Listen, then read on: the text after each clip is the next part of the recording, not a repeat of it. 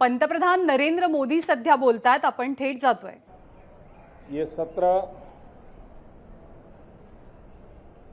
मौसम से तो जुड़ा हुआ है। अब दिल्ली में भी वर्षा अपना दस्तक देना प्रारंभ किया है, लेकिन फिर भी न बाहर की गर्मी कम हो रही है और पता नहीं अंदर भी गर्मी कम होगी कि नहीं होगी। ये कालखंड एक प्रकार से बहुत महत्वपूर्ण है। ये आजादी के अमृत महोत्सव का कालखंड है। 15 अगस्त का विशेष महत्व है और आने वाले 25 साल के लिए देश जब शताब्दी मनाएगा तो हमारी 25 साल की यात्रा कैसी रहे, हम कितनी तेज गति से चले, कितनी नई ऊंचाइयों को पार करें, इसके संकल्प लेने का एक कालखंड है और उन संकल्पों के प्रति समर्पित होकर के देश को दिशा देना,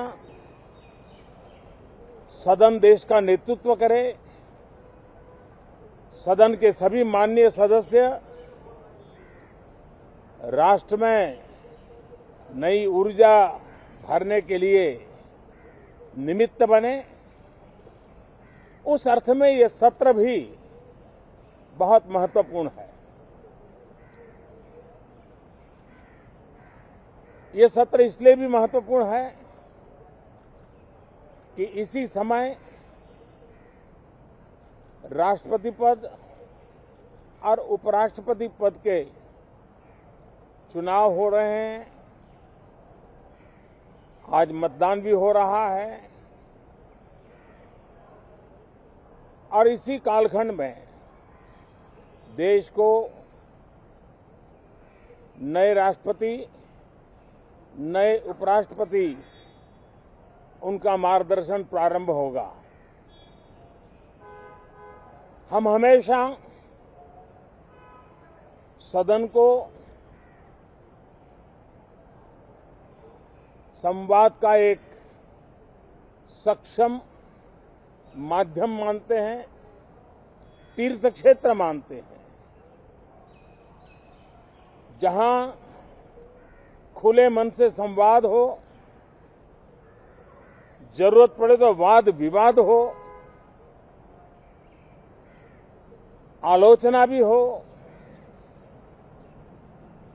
बहुत उत्तम प्रकार का एनालिसिस करके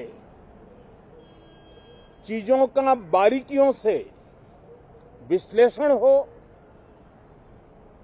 ताकि नीति और निर्णयों में बहुत ही सकारात्मक योगदान हो सके।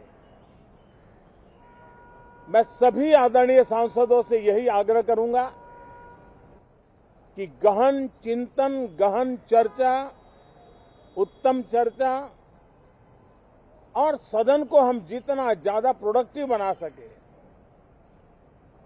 सदन को जितना ज्यादा फ्रूटफुल बना सके, उसलिए सबका सहयोग हो और सबके प्रयास से ही लोकतंत्र चलता है, सबके प्रयास से ही सदन चलता है, सबके प्रयास से ही सदन उत्तम निर्णय करता है।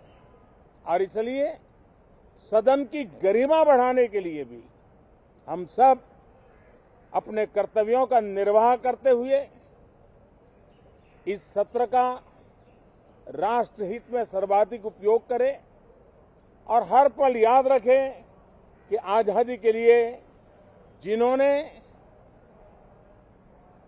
अपनी जवानी खपा दी, अपना जीवन खपा दिया, जिंदगी जेलों में काटी, कुछ ने शहादत स्वीकार की,